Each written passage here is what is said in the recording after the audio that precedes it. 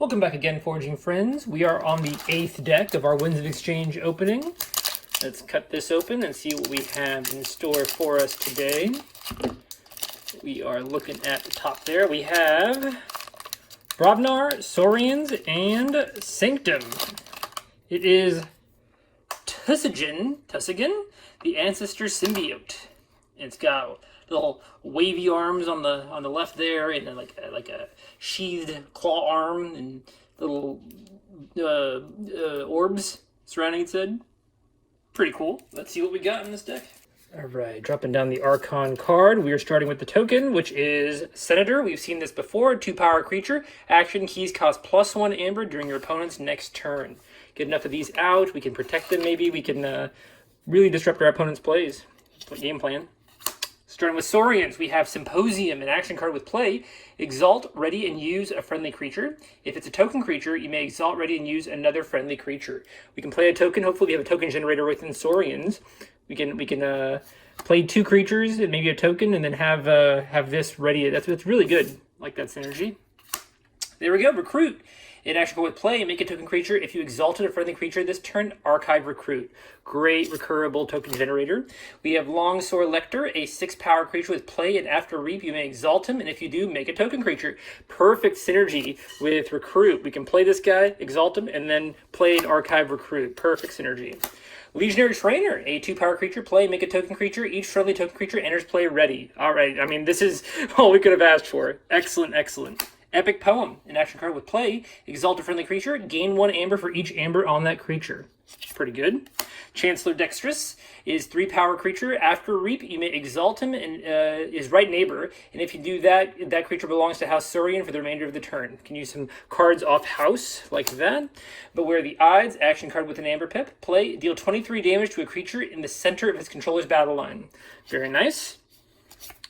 We've got Tribune Pompatus, a 4-power, 2-armor creature. Each friendly creature gets +2 power for each amber on it. And before fight, you may exalt Tribune Pompatus. That's pretty cool because we can we exalt that 6-power guy every single time we use him. So we exalt him, he gets 2 more power, and then he can be exalted over and over and over again. And if he's not touched, then potentially we could exalt him to a whole bunch and then use Epic Poem on him to just get a whole bunch of amber. That's pretty cool. I like that idea. Paraguardian, a 6-power, 1-armor creature. After reap, you may exalt him, and if you do, ward each of his neighbors. Very good. Hedonistic Content, action card with an amber pip and a damage pip. Play exalt each flank creature. Can be useful. Anklo Formation, action card with an amber pip. Play choose one. For the remainder of the turn, a friendly creature gains skirmish, or exalt a friendly creature. For the remainder of the turn, each friendly creature gains skirmish. I mean, very good fight effect. Exactly what Saurian wants. We have the rare artifact, Edict of Neurotaurus. Amber when you play it. And after a creature reaps, the next time a creature is used that turn, it cannot reap. And after a creature fights, the next time a creature is used that turn, it cannot fight. Really prevents your opponent from trying to do one thing. They have to split their turn up a little bit. They can't do multiple things the same way in their turn, which is really cool. And use it yourself, too. You have to play around it yourself. So, interesting card. For sure. Moving on to Sanctum, we have Request Donations, an action card with play. Make a token creature. It captures 2 amber. Exactly what we want. We're already making token creatures to do some amber control, so that's pretty cool. Muster, action card with a damage pip. Play, make a token creature. If your opponent has more amber than you, archive Muster. Very cool. So we can kind of maybe forge a key and then play this to make it a token creature. Really nice. Hey, Nidapult, great card, artifact. The next time a friendly creature enters play this turn, you may have it enter play anywhere in your battle line, ready. So that's really cool. We have some high-value creatures, good play effects, maybe even reap effects. We can just throw them out there and use them very efficiently, very efficiently. All right, looking at Grand Melee, action card with play. Destroy each creature that does not share a house with at least one of its neighbors. We want to play our creatures next to each other in the same house as much as we can. Celestial Gorm, artifact with an amber pip and a damage pip. Omni destroys Celestial Gorm. Return each other artifact to its owner's hand. Some widespread artifact control. We've got Battlefield Evangelist, 3-power, 2-armor. After fight, make a token creature. Pretty solid. Martyr of the Vault, 4 power, 1 armor. Destroyed. If your opponent has 7 or more amber, they lose all but 5. We have that classic Nidapult into Martyr combo. We can just run this into a 5 power creature the same turn we play it, and go ahead and get our opponent's amber all reduced down to 5. Very nice.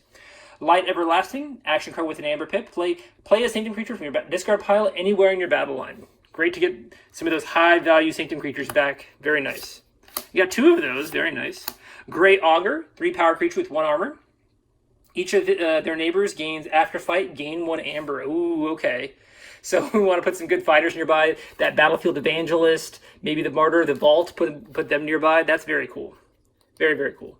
Actually, the Martyr, the Vault we want to destroy as soon as possible, probably when we play it. So, yeah, I mean, it doesn't apply just to Sanctum creatures, though. It applies to every creature, which is nice.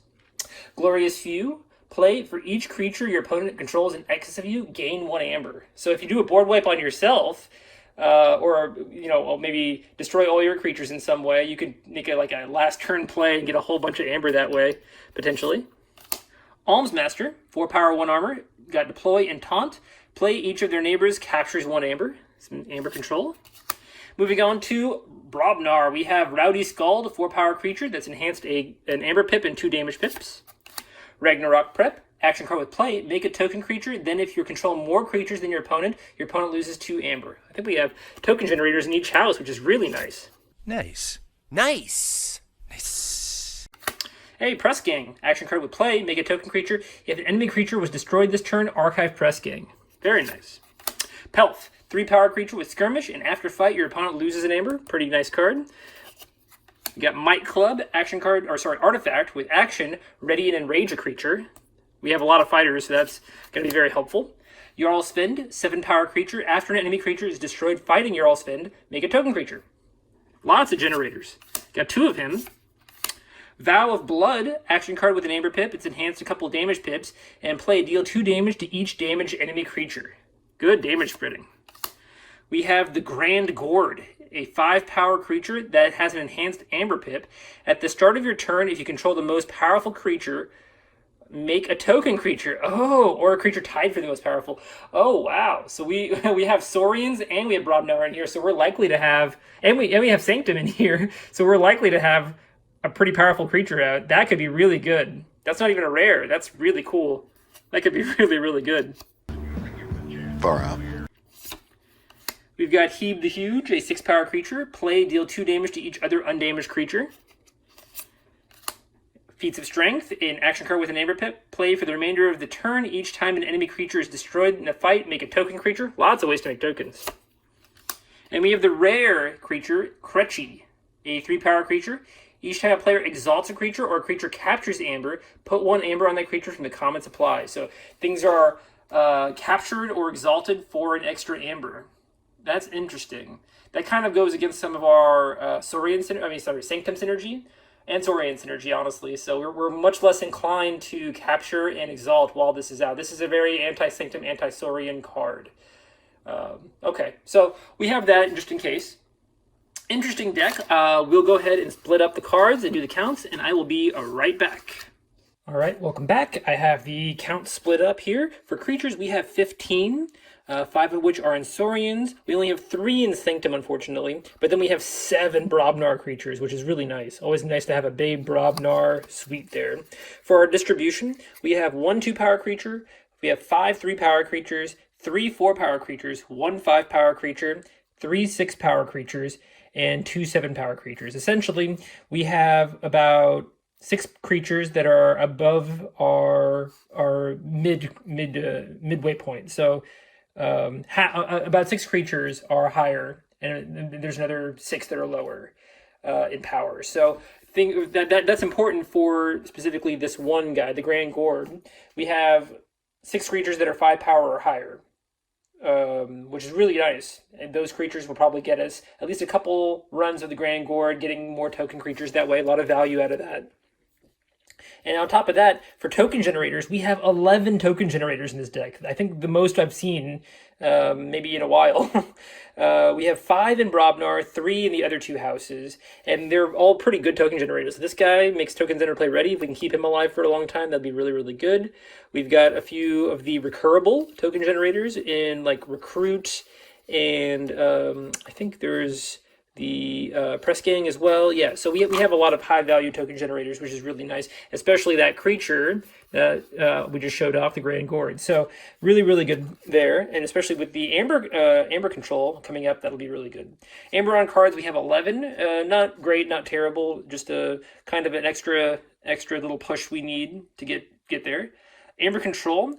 On the cards by themselves, we have about 4.5 for Amber control, but I'm counting each token as Amber control, because even if each token does not have the ability to capture an Amber, because I think this token requires an action, so it has to come into play, and the next turn the action has to be used. Even if that's not the case, it still puts pressure on the opponent, right? Puts potential Amber pressure on them, where they might fight into it instead of reaping or something like that. So they're using up resources to take care of those, whereas they might be able to get Amber. So I think that would add to the Amber control. So 15.5 total for the Amber control is what I'm saying, which is really, really good. Artifact control, we just have the one. We see it all the time. It's that Gorm card, that artifact that puts him back in the hand. And then efficiency 2, we've got a couple things that let us use cards off house, like Chancellor Dexterous. Recursion, we have 5. We have 2 of the Light Everlasting cards that let us play a Sanctum creature anywhere in our battle line. And that there's only one target for that, really. Between these 3, I think the Martyr of the Vault is going to be the one that we use most of the time for that. We can Nightapult into Light Everlasting to bring him back ready, and use him, all 3 times in one deck run to keep our opponent off key, which is really, really good. So we really want to see him early on, use him at least one time, get him our discard pile ideally, and then have him run into things. The nice thing is that if we want to, we Nightapult him, play him out, we can use the damage creep that's on him to get rid of his own armor, right? So we get rid of his armor, and then we can have him, because he's ready, run into a 4-power creature or higher and destroy himself, and then go ahead and reduce our opponent's Amber. So that's really, really good.